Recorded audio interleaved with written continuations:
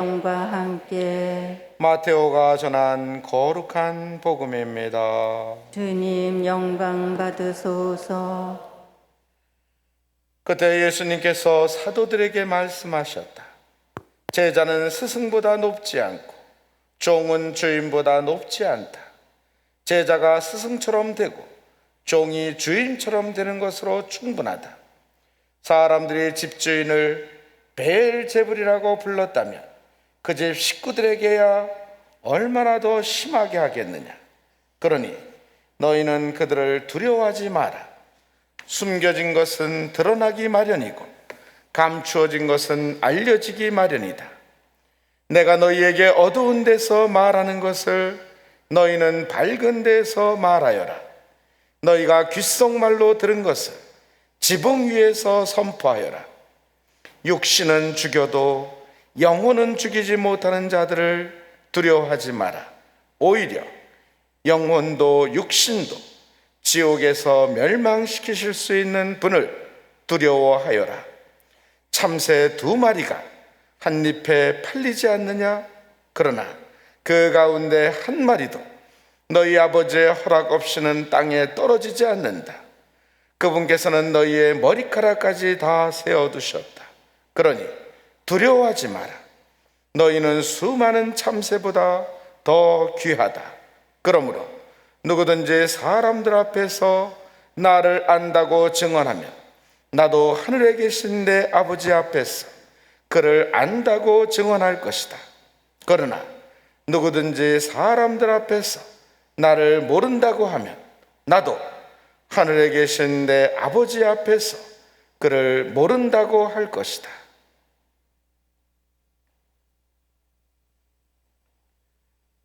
주님의 말씀입니다. 그리스도님 찬미합니다. 앉으시어 신부님 강론을 경청하시겠습니다.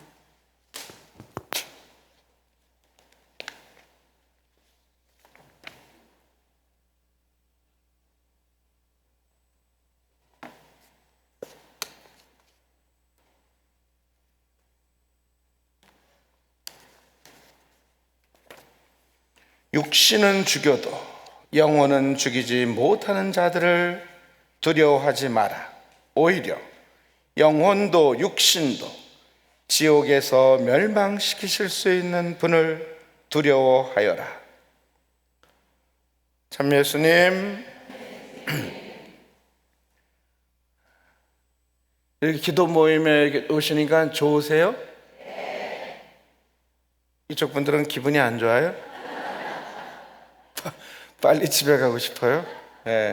저도 경기도 가평에 있는, 제가 이제 동해안에 우리 춘천교구에 이제 동해안 강릉에 있는 곳에 제가 사목을 했었는데, 지금은 이제 작년 9월에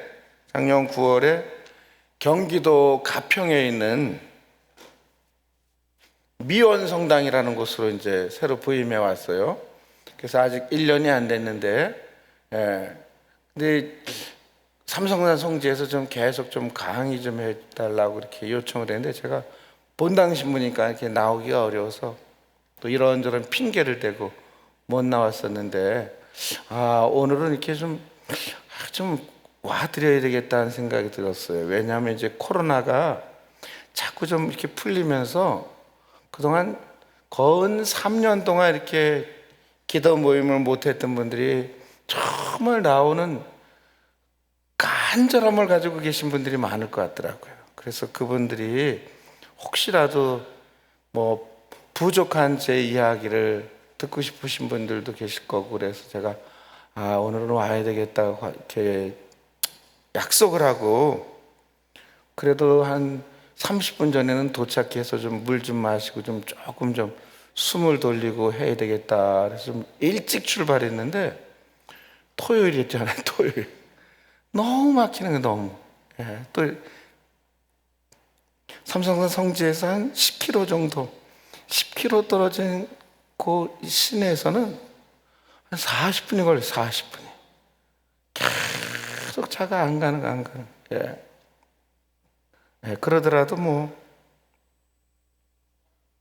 손해보는 건 제가 손해보지 않고 또 여러분들도 아니에요. 예. 저분께서, 이 뒤에 계신 분이 손해를 보지 제가 손해보진 않아요. 이렇게 많은 당신의 어린 양들이 이렇게 애타게 기다리고 있는데 제가 이렇게 늦어질수록 저분이 손해시고 제가 손해. 그래서 제가 그렇게 크게 염려. 어디 특강 갈 때 거의 한 번도 늦어보질 않았는데 아마 저는 한 30년 만에 처음인 것 같아요. 이렇게 늦어본 게. 예, 어쨌든 하여간 그래도 주님 은총으로 여기까지 왔습니다. 이 코로나 바이러스 때문에 3년 동안 이렇게 아무것도 못했어요. 이 3년이 만약에 3년이 암으로 투병 생활하시는 분들이라든지요, 혹은 연세가 많으셔갖고 이제 정말 주님 곁으로 가야 될 날이 얼마 남지 않는 분들에게 이 코로나 3년 기간은요 어마어마하게 긴 축복의 시간인 거예요. 너무너무 귀한 시간. 이게 그냥 아무것도 안 하고 그냥 3년이 지났다면 너무 우리는 정말 아까운 시간들을 보낸 거예요. 그렇죠? 예. 제가 동해안의 이 사목센터라는 곳에서 5년 동안 일하다가 이제 본당으로 왔는데요. 그 사목센터에 있으면서 나라에서 지금 이제 그 모임을 하지 마라 그러면 지켰어요. 그래 조금 뭐 30%는 들어가도 된다, 입장해야 된다 그러면 어떻게든 열어가지고 강의를 하고 계속 뭔가를 했어요. 프로그램을. 예. 서울에 계시는 제가 아는 자매님은 4분이 같이 모여갖고 독서 포럼을 같이 매주 책을 한 권씩 읽고 공부를 한대요. 3년 동안 매주 한 권씩 책을 읽었는데 모이지 말을까 하는데 아니 우리 4명밖에 안 되는데 왜 못 모여? 그냥 모이자. 그렇게 계속 모였는데 이게 거의 뭐 수십 권이 된 거예요 벌써 이미. 근데 그것도 아무것도 정말 안 했다면 얼마나 그 시간이 정말 안타까운 시간이고 너무너무 아깝잖아요. 그렇죠? 예. 그런 의미에서 사실 지난 5월 달에 우리 춘천교구 이제 신부님들이 1년에 한 번 하시게 되는 피정을 했어요. 지난 5월에. 그런데 피정을 지도해 주신 신부님이 이런 말씀을 하시는 거예요. 우리 가톨릭 교회가 시작되었을 때는 이스라엘에서 예수님은 그 이스라엘 땅을 떠나보신 적이 없어요. 기껏해야 강원도 땅만한 혹은 경상남북도를 합한 그 정도 면적에 있는 거기서 이렇게 왔다 갔다 그러시다가 이제 못 밖에 돌아가시고 부활하시고 승천하신 게 예수님 33년의 이 지상 삶이에요. 이스라엘이라는 우리나라보다도 훨씬 작은 그 땅덩어리를 벗어나신 적이 없어요. 그러면 그 다음 예수님의 제자들이 세상 방방곡곡으로 가면서 복음을 전한 거잖아요. 그죠? 근데 이 복음을 전했는데 변방에서 시작된 로마 대제국에서 이스라엘은 쳐주지도 않아요. 그냥 기억도 못해. 그런 정말 변방 중에 가장 변방이야. 그리고 자기 나라를 제대로 지키고 있었던 적이 거의 없었던 이스라엘이에요. 그러면 그 이스라엘에서 시작된 로마 대제국의 눈으로 봤을 때는 우리 가톨릭 교회가 신흥 종교이죠. 신흥 종교. 신천지처럼 신흥 종교에 로마 대제국에서 이스라엘에서 시작된 그리스도교를 바라봤을 때 입장이 신흥 종교야.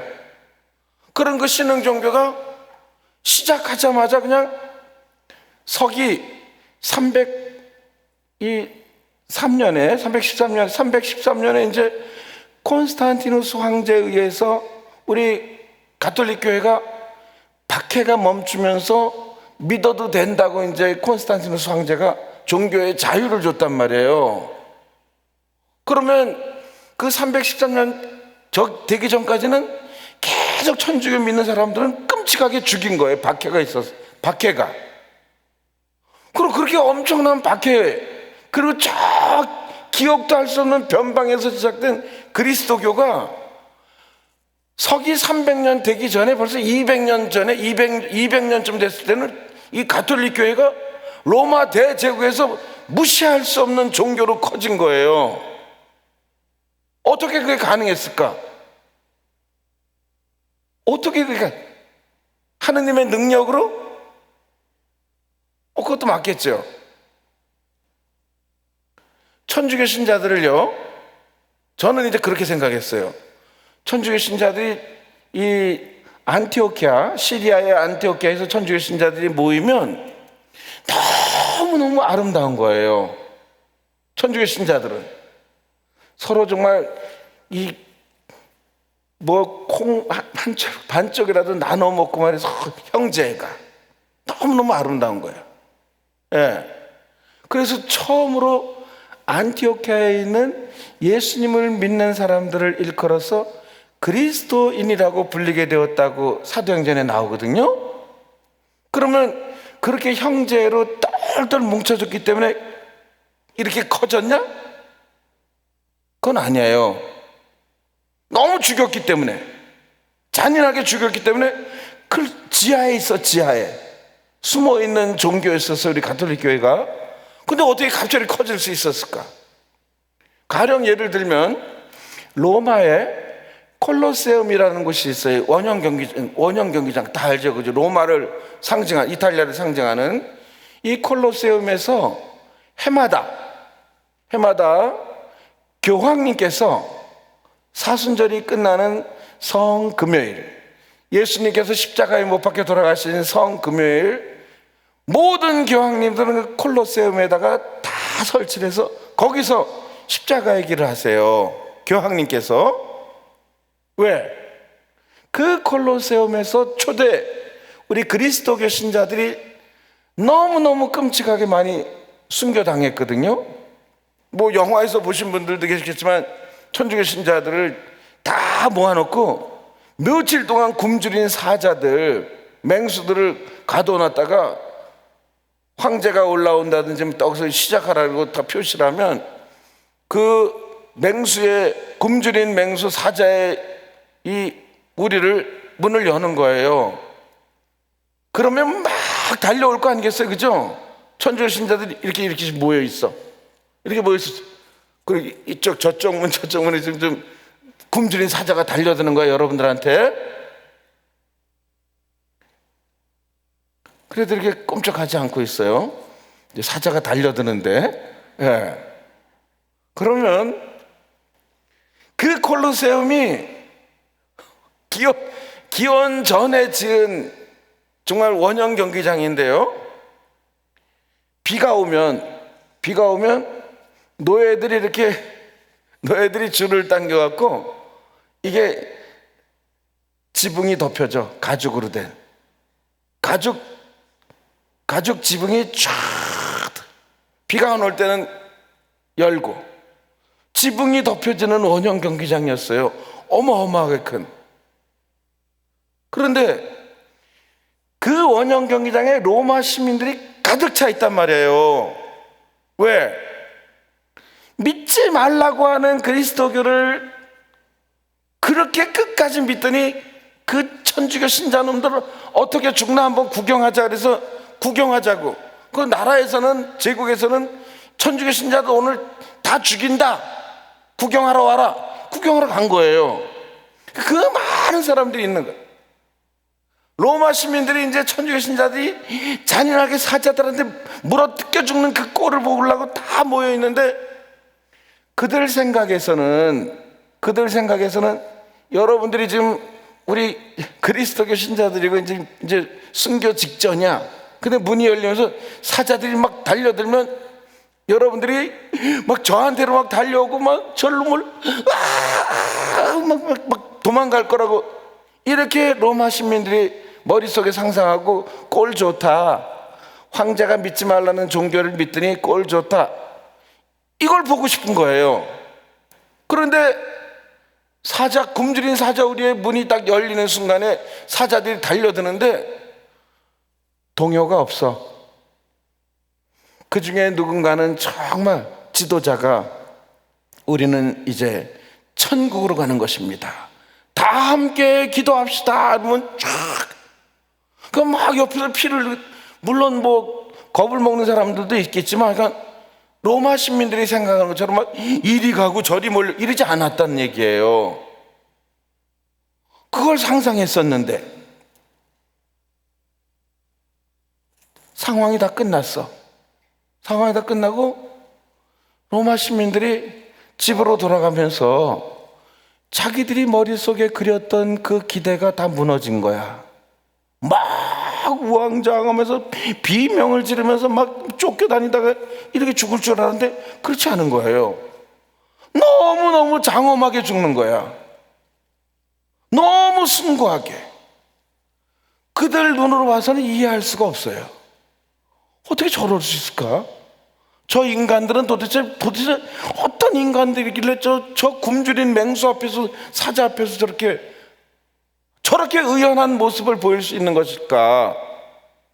놀랍지 않겠어요, 그죠? 그 돌아가는 게 다 마음이 무거워. 저들이 믿는 종교가 뭐고, 저들이 믿는 신이 어떤 신인가? 로마 대제국에서 지금 신전을 짓고 다 섬기는 신들은 다 거의 대부분 그리스 신화에 나오는 신들이에요. 제우스 신이라든지 뭐 그런 신들을 보면 너무 웃긴 거예요. 인간보다 더 치졸해, 신화에 나오는 신들이. 이건 뭐 질투도 너무 심하고 인간보다 더 못한 경우들도 있어, 신이. 그런데 저들이 믿는 신은 어떤 신이길래 저렇게 정말, 그러면서 점점 그리스도교에 다가오는 거예요. 한번 그런 일이 일어나면 더 많은 사람들이 그리스도 신자들이 더 많이 생기는 거야.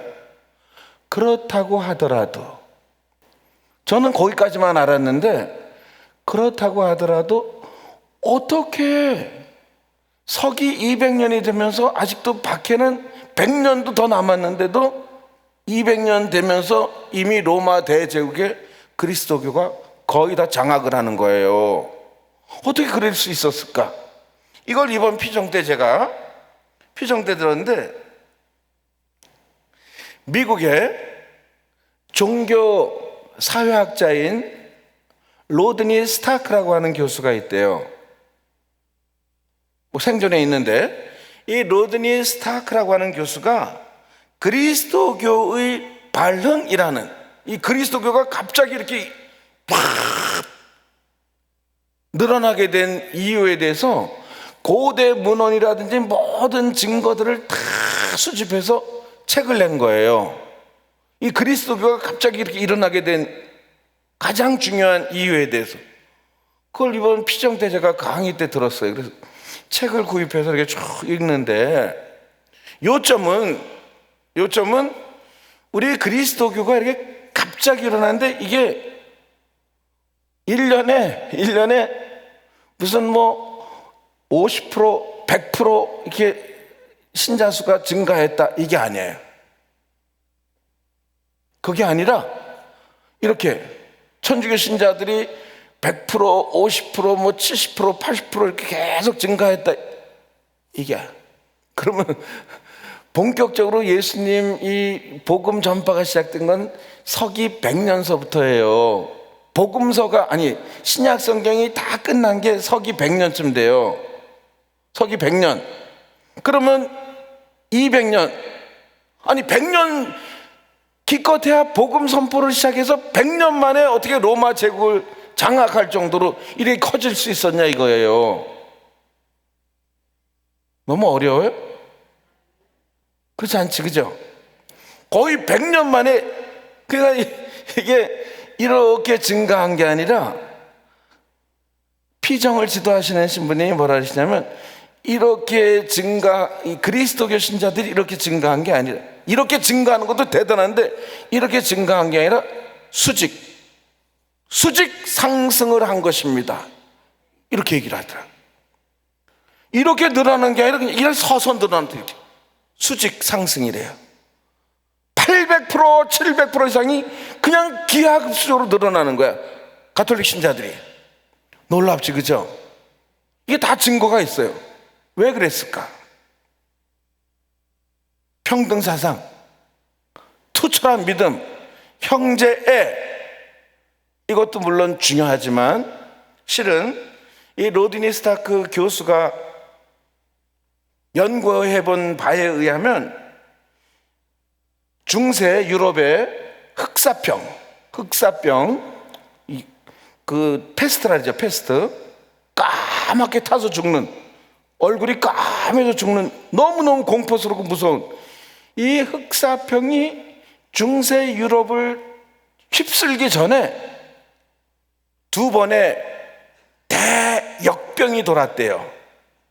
이건 아주 확실한 증거를 가지고, 두 번의 역병이 돌았는데, 첫 번째는 대충 의학자들이 연구해 본 바에 의하면 천연두, 지금은 뭐 병도 아니지만 천연두일 가능성이 크다라고 의학자들이 얘기를 해요. 두 번째는 홍역이었을 것이라고 추정한다 그러더라고요.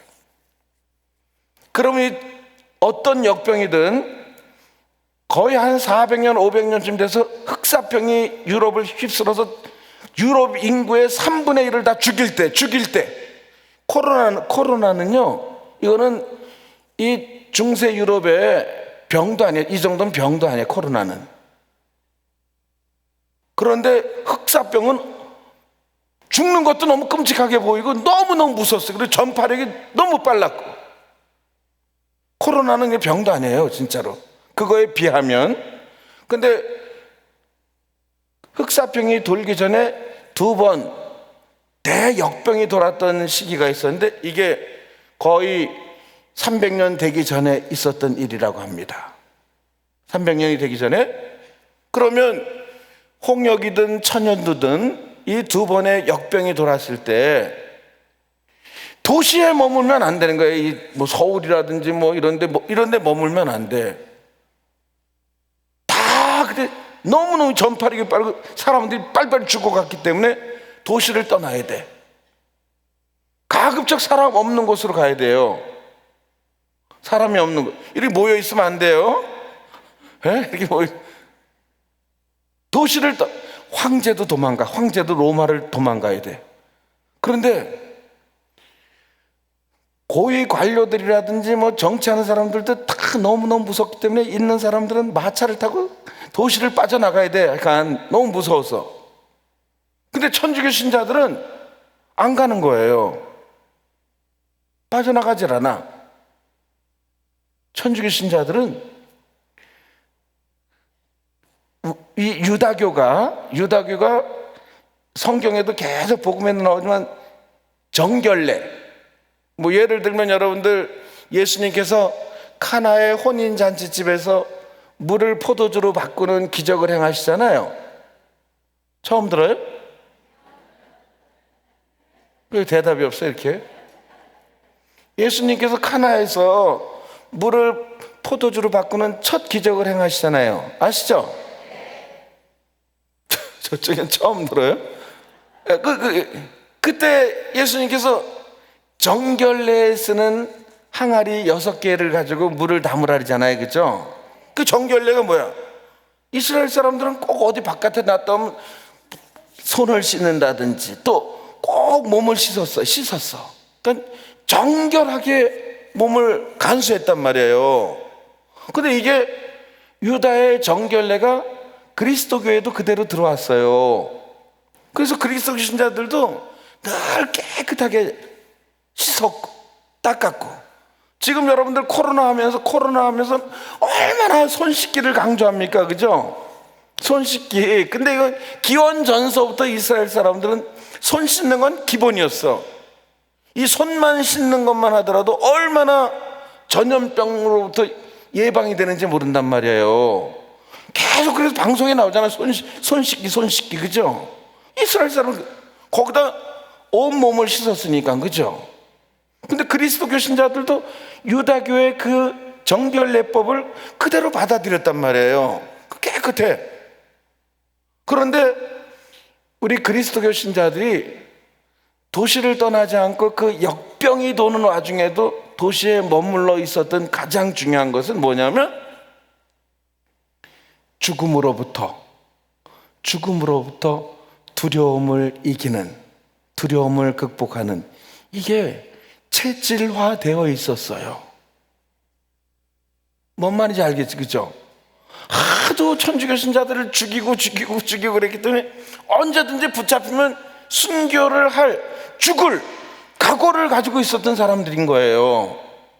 근데 뭐 칼에 맞아 죽든지 맹수에서 물어 뜯겨 죽든지 죽는 건 마찬가지인데 뭐 역병으로 죽든지 뭐 이렇게, 그러니까 죽음에 대해서 두려워하지 않았다는 거예요. 우리 그리스도교 신자들이. 첫째, 다 나중에 물어볼 거예요. 예, 제가 영성체로 나오는 분들에게 1번, 2번, 3번 물어봤는데 대답 제대로 못하는 분들은 오늘 영성체 못해요. 첫 번째, 천주교 신자들은 죽음을 두려워하지 않았다는 거예요. 예, 이미 그걸 극복했던 시련의 시간들이 있었기 때문에. 예.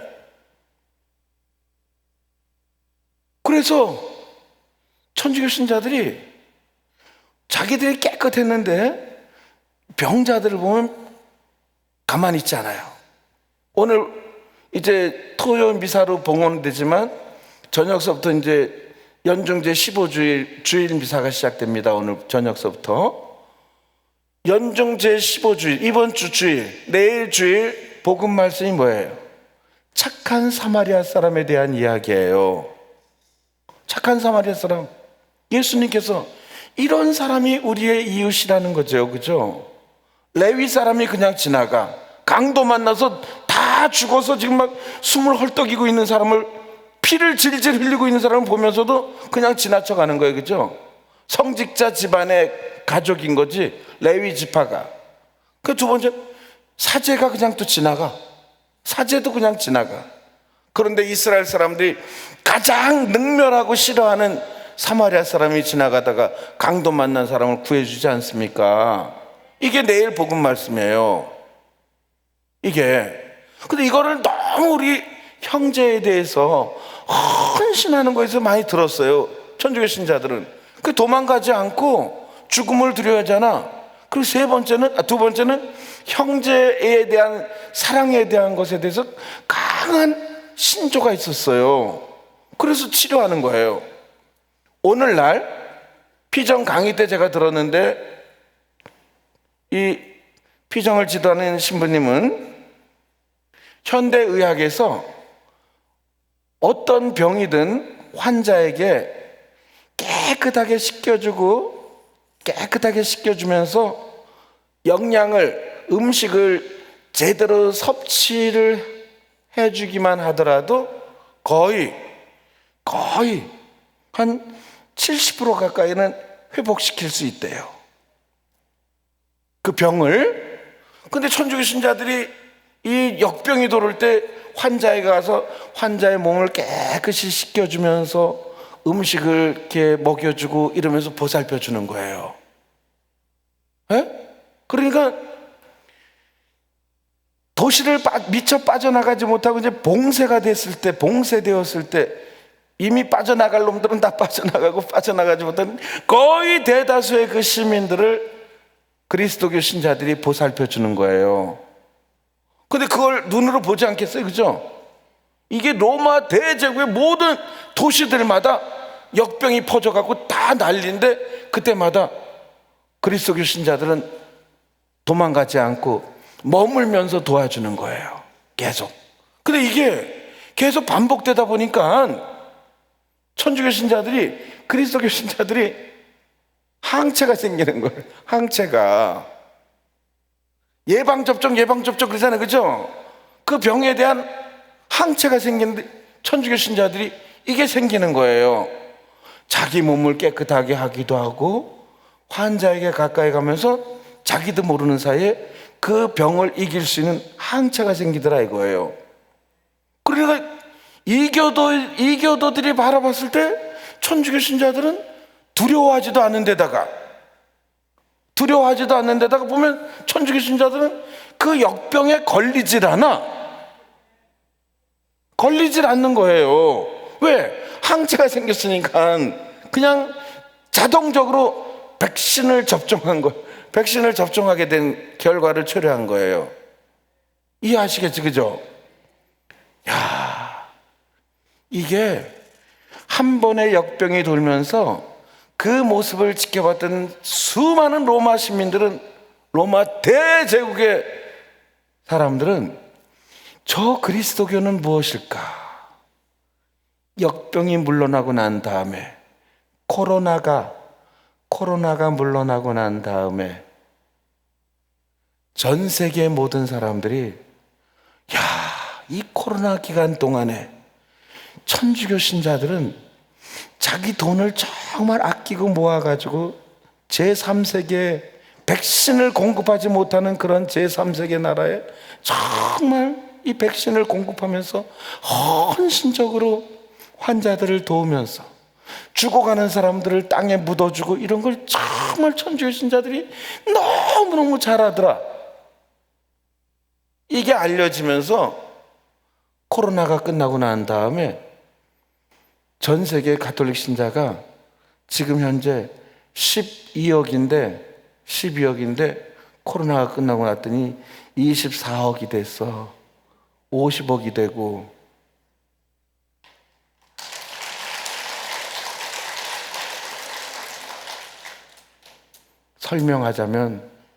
오늘날로 설명하자면 그런 거예요. 그런 거. 예? 세계 인구가 80억이라면은 거의 60억 여기까지 늘어나는 거예요. 로마 대제국의 천주교 신자들이. 두 번째 역병이 돌 때는 더 잘해. 이게 미국의 종교사회학자인 로드니 스타크 교수가 고대 문헌들을 연구해 본 결과예요. 어떻게 순식간에 정말 천주교 신자들이 이렇게 기하급수적으로 늘어날 수 있었을까? 첫째, 자기 몸을 깨끗이 했어. 둘째, 죽음을 두려워하지 않아. 셋째, 형제에 대한 것이 정말 누구보다도 뛰어났어요. 그렇죠? 네, 이거예요. 코로나 기간 동안 우리가 움츠렸던 그런 마음들 이제 다시 또 재유행한다는 게 계속 뉴스에 나오지 않습니까? 그죠? 계속 뉴스에 나와. 이제 겨우 여러분들이 이렇게 시작을 했는데, 그죠? 겨우 시작했는데 다시 또 재유행이 시작돼 갖고 이게 또 멈춰진다 그러면 멈춰질 때 멈춰지더라도 아직까지 멈춰지지도 않았잖아요. 그죠? 지레 겁먹지 말고, 그죠? 지레 겁먹지 말고 멈춰질 때 방역 당국의 지침을 따르더라도 우리는 오늘, 내일 재유행이 시작된다 하더라도 오늘 사과나무 한 그루를 심을 수 있는, 예? 이런 정신으로 우리가, 그죠? 초대교회의 그 정말 뜨거웠던 정신으로 살 수 있는 우리가 될 수 있어야 될 거예요. 이 코로나 기간 동안에 경제적으로 지금은 또 이제 러시아와 우크라이나의 전쟁 때문에 기름값, 치솟는 기름값, 물가 뭐 이것 때문에 정말 다들 신음하잖아요. 그죠? 예. 근데 이게 주기적으로 이런 반복된 일들이 거듭되어 왔었어요. 이게 지금 코로나가 어제 오늘만의 일이 아니라 인류 역사에서 이런 비슷한 역병들이 계속 돌았었어요. 스페인 독감은 이게 지난 세기에 있었던 거잖아요. 스페인 독감은 코로나보다도 어마어마하게 많은 사람들을 죽게 만들었습니다. 그죠? 근데 이게 주기적으로 전쟁? 지금 우크라이나와 러시아의 전쟁? 그럼 전쟁이 이 인류 역사에서 전쟁이 없었던 적이 있었어요? 없었어요. 기름값 치솟는 거 다 다 우리는 지금 이게 처음인 줄 알고 당황해하고 뭐 힘들어하고 그러지만 계속 이게 반복되어 왔던 일들이란 말이에요. 반복되어 왔던 일들. 이 안에서 우리가 계속 상처 가운데 살아가느냐, 아니면 이 상처를 다시 딛고 일어서느냐. 관건은 이거인 거예요. 그죠? 어떤 사람들은 계속해서 상처를 입어. 코로나 때문에 상처를 입고, 오미크론 때문에 상처를 입고, 우크라이나 전쟁 때문에 상처를 입고, 또 뭐 때문에 상처를 입고. 징징거리는 사람들은 늘 징징거리는 상처를 입는 거예요. 그죠? 그런 사람들은 죽을 때도 징징대면서 죽어요. 네? 정말 이 반복되는 것 안에서 우리가 이걸 극복할 수 있는 걸 좀 배울 수 있어야지. 그죠? 제가 평화방송에서 제가 말씀을 드렸었어요. 상처 입은 그리스도인이란 제목을 가지고. 이게 벌써 10년 전에, 훨씬 10년이 지난 전 이야기인데, 가톨릭 신문사에서 한번 조사를 했어요. 냉담하고 있는 신자들에게, 혹은 냉담을 경험했다가 이제 다시 교회로 온 사람들에게 물어봤어요. 왜 냉담하셨습니까? 왜 냉담 중이세요? 물어봤어요. 이게 가톨릭 신문 1면에 크게 나왔었어요. 그 조사 결과가. 왜 냉담을 하셨어요? 왜 냉담 중이세요? 물어봤어요. 제일 많은 대답이 뭐냐? 왜 냉담하세요? 왜 냉담하셨었어요? 제일 많은 대답이 같은 교우들에게서의 상처. 이게 제일 많았어요.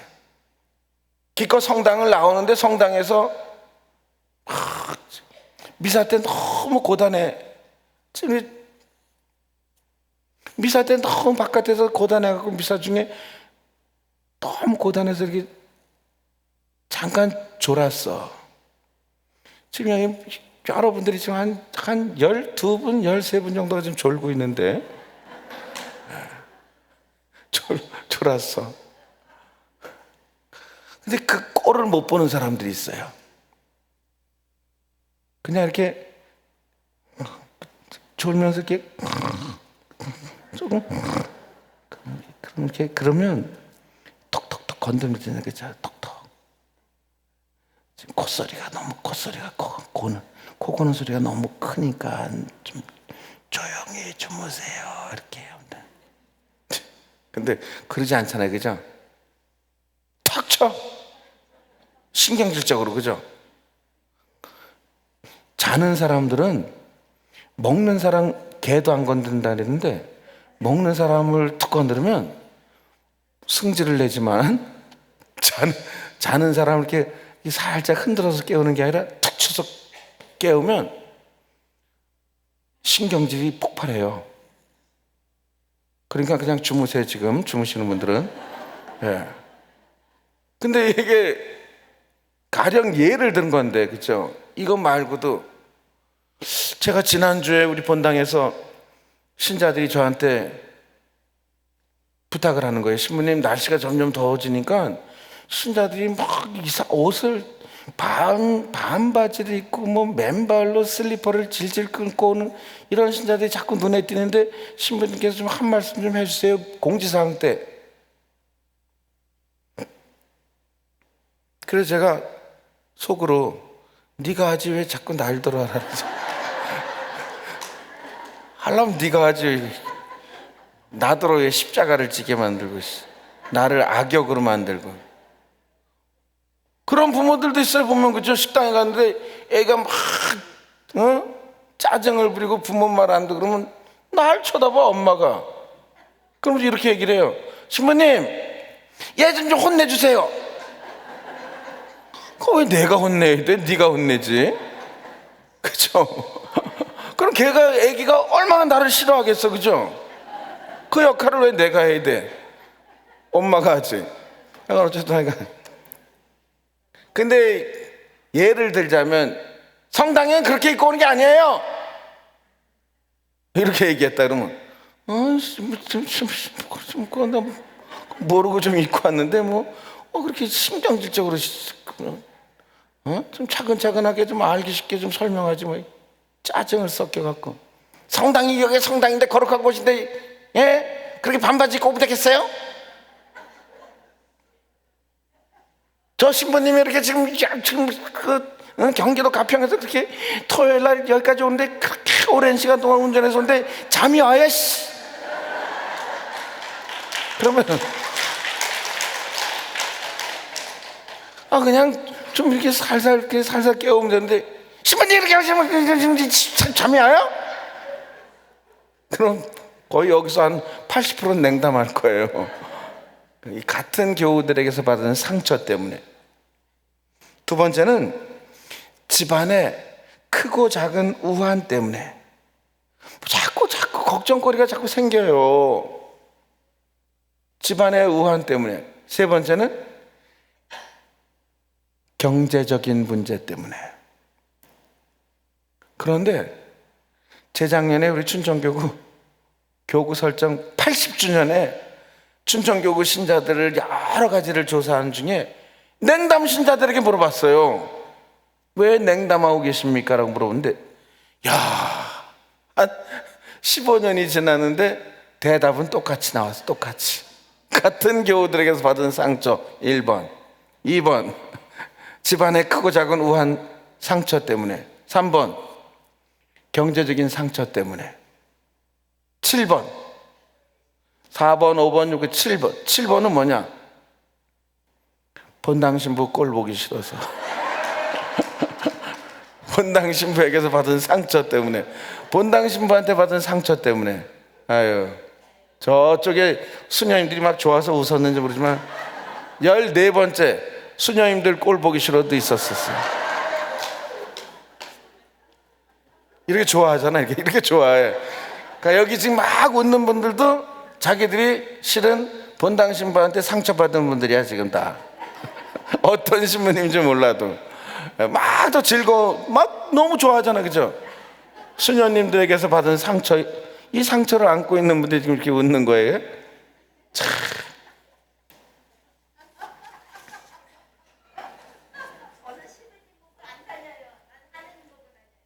그러니까 제일 앞에 앉으신 거예요.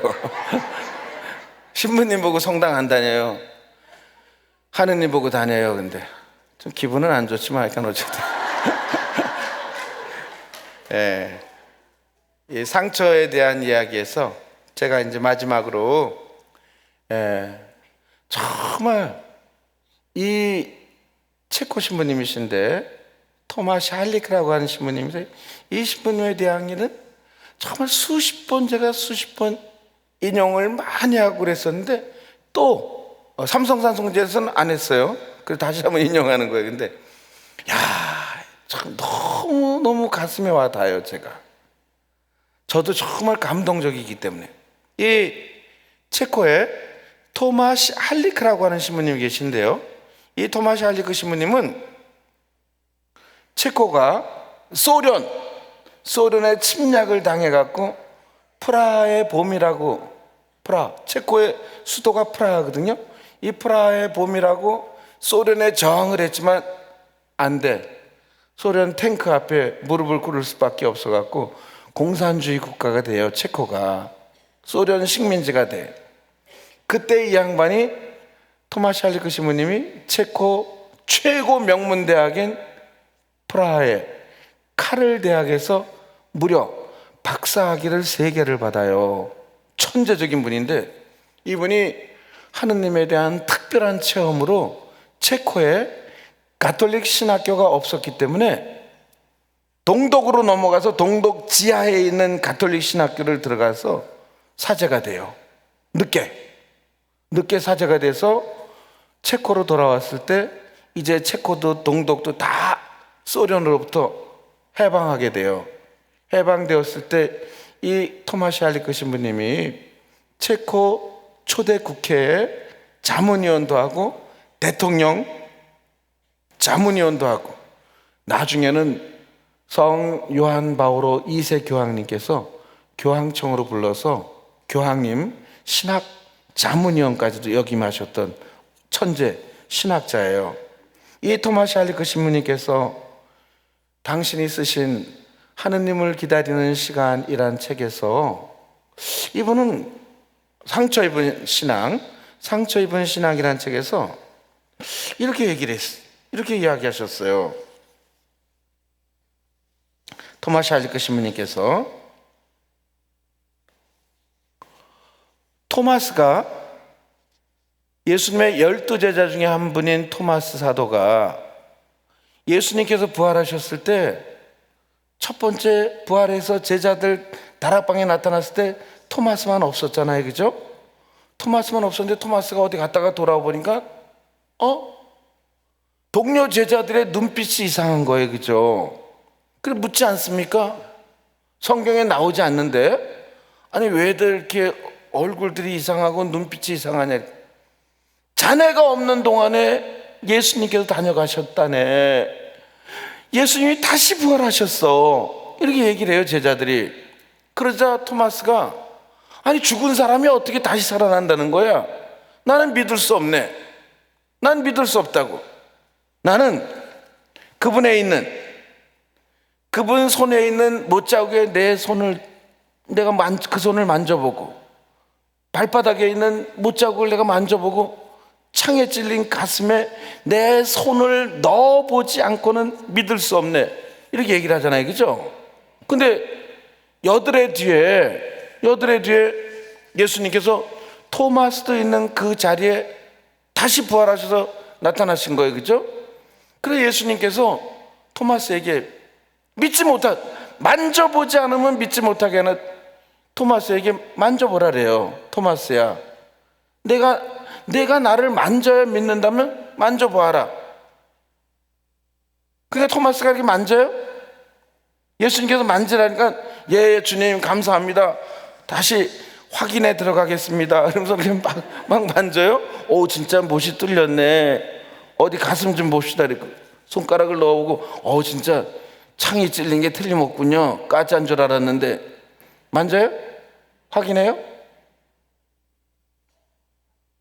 알 수 없어요. 복음엔 나오지 않기 때문에. 나오진 않아요. 근데 만지진 않았어요. 복음의 정황으로 보면. 이 이야기는 제가 여러 본당에서 하다가 특별히 서울에 어떤 본당에서 제가 이거 강의하다가 저도 상처를 받고 신자들도 상처를 입었어요. 왜냐하면 제가 이렇게 물었거든요. 토마스가 예수님께서 내가 나를 만져야 한다면 만져봐라. 그래서 토마스가 더듬더듬 만졌습니까? 만졌어요? 만졌습니까? 제가 한 3번인가 4번인가 이렇게 물어봤어요, 신자들에게. 만졌어요, 토마스가? 만지라 그래서 만졌습니까? 그랬더니 이 오른쪽 3번째 줄에 앉아있는 자매님이 연세가 좀 드신 자매인데 이 자매님이 딱 일어나는 거야.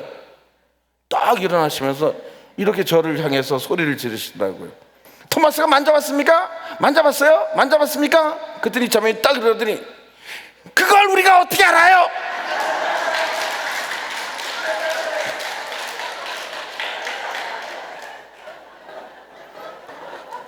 아니 그 자리에 있었던 것도 아니고 뭐 복음서에 만졌는지 안 만졌는지 나와 있지도 않고 2000년 전 이야기인데 그걸 우리가 어떻게 하냐는 거예요. 그래서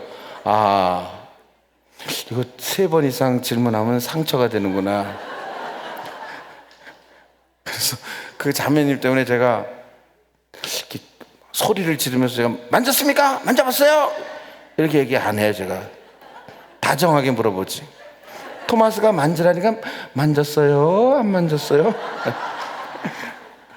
그러니까 만지지 않았어요. 토마스가 더듬대고 만졌다는 말이 안 나와. 그냥 무릎을 꿇으면서 저의 주님, 저의 하느님 이 고백하라죠. 예수님께서 토마스야, 너는 나를 보고야 믿느냐? 보지 않는 사람이 참 진실로 복되다 이렇게 말씀합니다. 그렇죠? 근데 이 토마스 할리크 체코 신부님은 한술 더 뜨세요. 나는 토마스처럼 나도 봐야 믿겠다 이거예요. 만져봐야지 믿겠다는 거예요.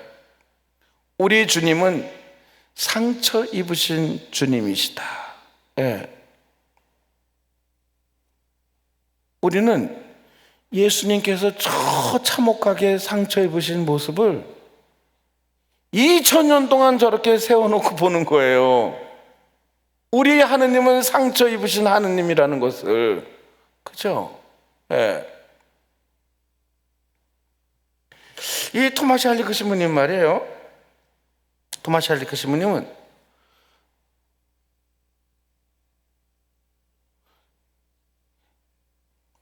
토마스가 예수님의 상처를 보고 믿었던 것처럼 당신도 예수님의 상처를 보고 믿겠다는 거죠. 예. 그러면서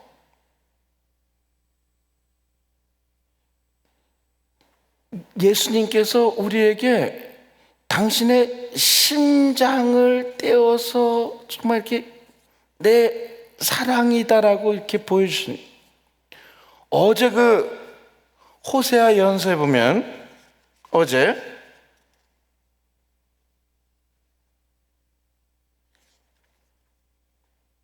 호세아 예언서에서 하느님께서 당신의 사랑에 대해서 이 호세아 예언자의 입을 통해서 하느님께서 이렇게 말씀하신 대목이 나와요. 호세아 예언서에 나는 인정의 끈으로 사랑의 줄로 그들을 끌어당겼으며 젖먹이처럼 들어 올려 볼을 비비고 몸을 굽혀 먹여주었다. 내 마음이 미어지고 연민이 북받쳐 오른다. 하느님의 마음이 미어지고 연민이 북받쳐 오른대요. 예수님께서 환자들을 보거나 나병 환자들이 뭐 중풍병자라든지 뭐 일어나지 못하는 환자들, 악령에 들린 사람들이라든지 이런 다양한 환자들을 보면 예수님께서 복음서에 보면 아주 곳곳에서 나와요. 그들을 보시자 예수님께서 가엾은 마음이 드셨다.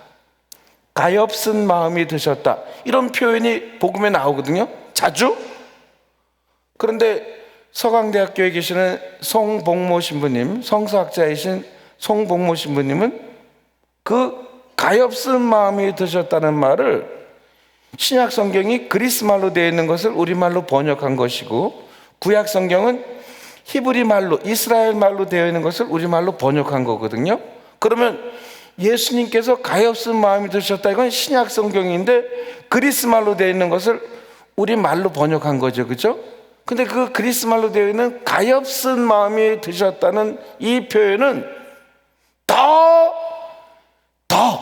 정확하게 번역하자면 예수님께서 단장이 끊어질 듯한 아픔을 느끼셨다, 이렇게 표현해 줘 올 테요. 그러면 여기 계시는 분들 중에서 정말 뭔가가 정말 이렇게 집안에, 제가 얘기했던 냉담하고 있는 분들이 다 무슨 상처가 있어. 근데 여기 계신 분들 중에서도 정말 크고 작은 상처가 있는 분들이 계실 거예요. 그러면 저는 그게 눈으로 안 보여. 근데 이렇게 쭉 보면, 아, 저분은 조금 좀 나중에 기도할 때 보면 더 많이 절규하고 이러는 분들 보면, 아, 많은 상처가 있고 아픔이 있구나, 병이 있으시겠구나, 이런 생각은 좀 들지만 예수님은 보시면 알을 거예요. 지금 여러분들을 바라보시면서, 아, 데레사야, 뭐 베드로야, 요세바, 마리아야, 다 있을 거야. 그런데 저처럼 그냥 바라보는 것이 아니라 예수님은 가엾은 마음이 드셨다, 장이 끊어질 듯한 아픔을 느끼셨다, 이렇게 표현해야지 옳은 번역이래요. 단장의 아픔을 느끼셨다. 이만큼 인간을 사랑하시는 거예요. 네? 당신이 먼저 저 처절한 상처를 입으셨기 때문에. 우리 가톨릭 교회에 있어서 예수 성심, 지난 6월이 예수 성심 성월이었는데 예수님의 성심, 인간을 사랑하는 그 뜨거운 사랑의 마음을 표현한 가장 고전적인 성화가 예수님 이 성화 그림 안에 하트가 있어. 하트가 심장, 그 심장이 가시관으로 이렇게 둘러싸여 있어요. 이렇게. 그러면 예수님께서 인간을 사랑하시는 그 사랑의 마음이 당신의 심장을 내어줄 듯한 그런 아픔으로 우리를 사랑하고 보살펴 주신다는 거예요. 성모 신심에 대한 가톨릭교의 가장 고전적인 성화는 성모님 이 가슴에 하트가 있어요. 그 하트에 칼이 꽤 찔릴 듯 찔려 있어요. 칼이. 그게 성모 성심의 가장 고전적인 성화예요. 왜 그랬을까? 예수님이 인간을 사랑하시는 마음, 어머니 마리아께서 우리 인간을 사랑하시는 마음이 심장을 다 내어줄 그런 사랑이셨단 말이에요. 그런 아픔을. 우리 주님은 우리보다 먼저 상처를 입으신 분이기 때문에 나는 내 주님이 상처 입으신 분이기 때문에 난 그분의 상처를 보지 않고는 나도 믿을 수 없다. 이렇게 토마스 할리크 시민이 말씀하셨단 말이에요. 그렇죠? 네. 지금 우리 천주교 신자들 중에서 정말 수많은 사람들이 정말 엄청난 상처를 견디고 다시 일어날 수 있었던 힘의 원동력은 말이에요. 힘의 원동력은 어쩌면 십자고상 앞에서 펑펑, 이거 박완서 선생님이 그랬어요. 박완서 선생이 남편을 잃어버리고 몇 달 안 돼서 사랑하는 하나밖에 없는 외아들, 그 외아들을 잃었을 때 교통사고로 아들이 죽거든요. 의사가 다 된 아들이. 그럴 때 이 박완서 선생이 따님의 증언에 의하면 엄마가 이 남동생의 죽음을 확인하고 집에 돌아와서 묵주를, 손에 쥐고 있던 묵주를 땅바닥에 내동댕이 치면서 다시는 하느님 믿지 않겠다고. 작년인가 재작년에 제가 아는 정말 친했던, 너무 열심히 했던 신자가 하는 사업이 잘 안 돼요. 사업이 잘 안 되다가 급기야는 사랑하는 아내가 교통사고가 나갖고 만신창이, 돌아가시진 않았는데 그냥 뭐 몰골이 하는 만신창이가 됐어. 그 남편 되시는 분이 저한테 문자를 보내왔어요. 신부님, 하느님 계시지 않습니다. 저 다시는 성당 안 나갈 거라고. 예수님 믿지 않겠습니다. 이랬어요. 박완서 선생님이 그랬어요. 그런데 자기가 정말 오열을 하고 모든 정말 그 상처를 절규하면서 씻어낼 수 있는 것이 저 십자가 아래밖에 없는 게 십자가 아래. 예수님을 바라보면서 당신이 신이야, 당신이 하느님이야. 근데 보면 볼수록 예수님께서 그 십자가에 매달려 있는 모습이 점점 시간이 지나면서 그 박완서 선생님이 그랬어요.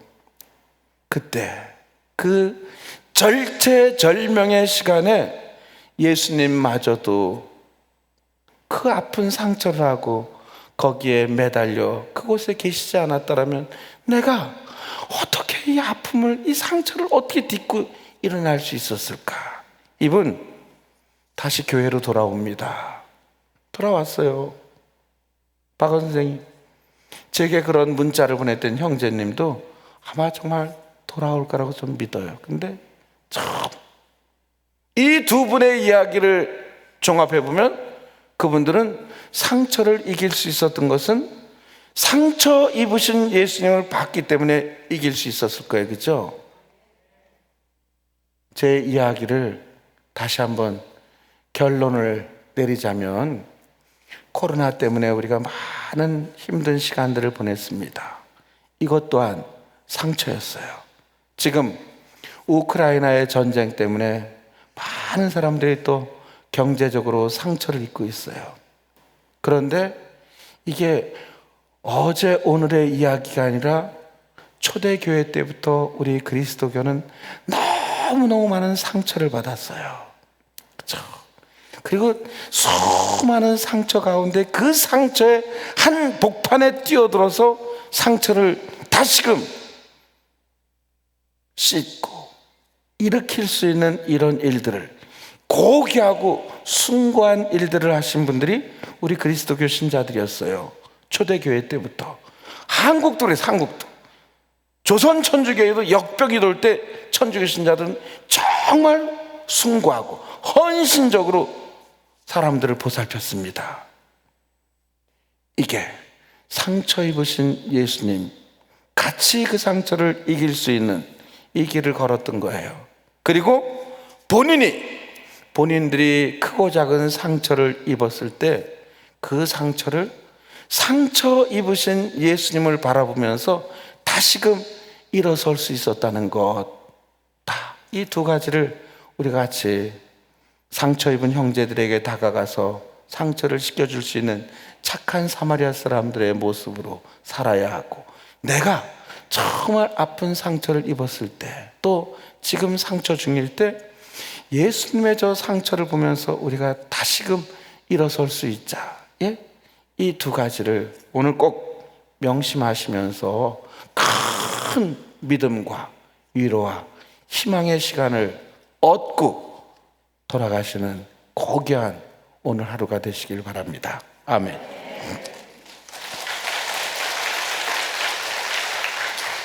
성찬의 전례입니다. 봉헌성가 622번입니다.